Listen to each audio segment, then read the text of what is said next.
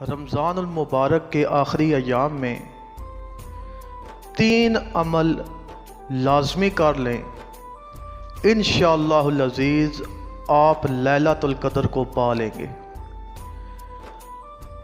نہایت ہی مختصر عمل ہے لیکن ان کا ثواب بہت زیادہ ہے۔ آپ نے 21ویں شب،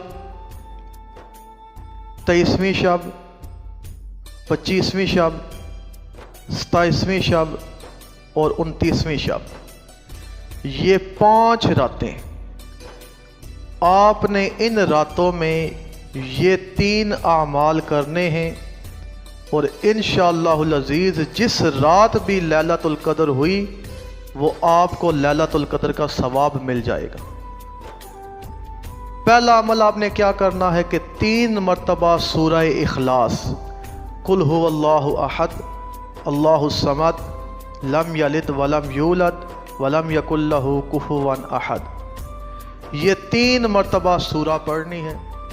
جس رات کو بھی لیلۃ القدر ہوئی آپ کو لیلۃ القدر میں قرآن کریم کی تلاوت کرنے کا ثواب مل جائے گا۔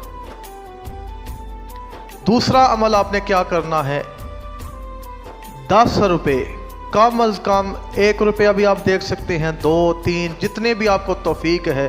ویسے میں آپ کو کہہ رہا ہوں کہ 10 روپے آپ نے ان طاق راتوں میں خیرات کرنے ہیں، صدقہ کرنا ہے۔